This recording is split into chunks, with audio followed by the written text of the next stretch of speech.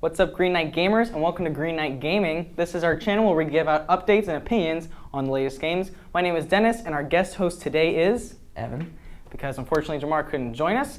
We're going to be talking about new releases of games, recent news, and our suggestions for new games if maybe you're new to gaming. And now for our new releases, Modern Warfare Season 2 just came out, and the highly anticipated Ghost skin was just released, as well as 5 new maps. You can play today, and it will cost you 1,000 COD points, or about $10. Non-paying COD members can also win up to 3,000 points with this new season.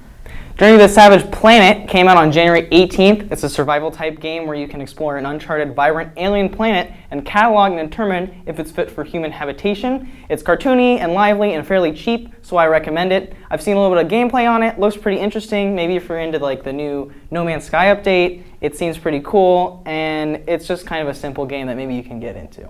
Also, a new release, recent release, is DBZ Kakarot. It came out and it provides a whole new perspective to the DBZ franchise with more story-oriented gameplay. It has an open world which provides cool 3D combat even in the air, and if you're a fan of the series, I'm sure you'll appreciate the classic art style and graphics. And now recent news. The new Pokemon Sword and Shield was poorly rated due to similar and previous games, and instead of paying for DLC,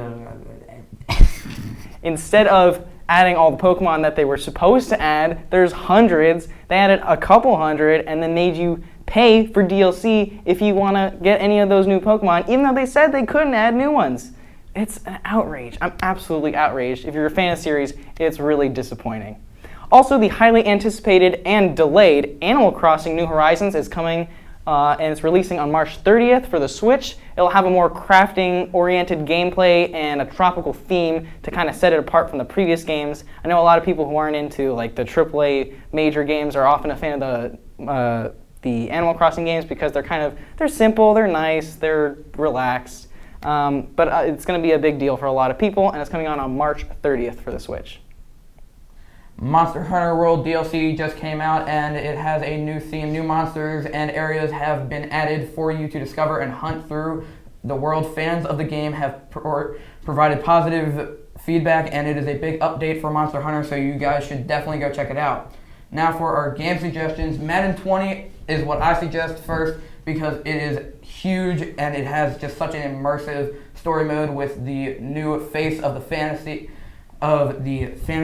with being able to make your own quarterback, getting drafted by a team, and just being able to play. Also, it still has all of the past updates with Ultimate Team and regular fantasy, and then you can just still play with your friends at home, and I just think that it is a very good game, so you guys should definitely go check it out. I think one of the best parts of Madden is that you can kind of experience it with other people. That's how I know about it. I just used to like to play with people. You know, it's a fun game. You can it's something you can experience with other people.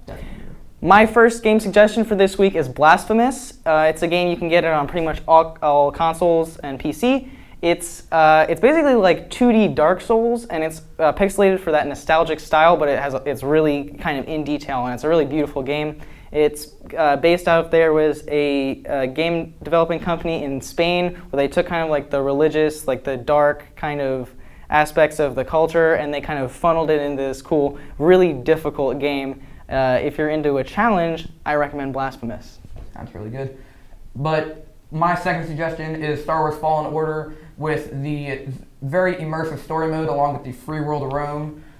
I think that it is just a very good game, along with all of the people that you meet along the way throughout the story mode, and you can still customize your lightsaber, and I also think that it is really good in that sense, where you can just customize your lightsaber however you want it, including color switch and everything that goes with it. One of the things about that I thought was interesting is that even though there's been so many, it's the highest grossing Star Wars game of all time. It got a lot of money, and it got pretty good feedback too, because recently it's not been great feedback on those Star Wars games. And I also think that would also play in because of the graphics of the game have been beautiful. Very different. And also the enemies that you fight are challenging, so if you're looking for a challenge just like Blasphemous, you should go play that game if you're a Star Wars nerd. My second game and our final announcement for this week is The Witcher 3 Wild Hunt. I'm sure a lot of you have probably heard of it. It got Game of the Year in, I believe, 2018. It's a really, really giant game. I know I talked about it in our top 20 games for 2020, which you can check out previously on the channel. It's an open world RPG, and personally, I'm not even really into RPGs like that, but I started playing this. It's kind of old now, but I just couldn't stop playing it. It's got 2 DLCs, which are basically like the size of games themselves. And it's just really, like, once you start playing it, it's kind of addictive. You just get into it. It's really great.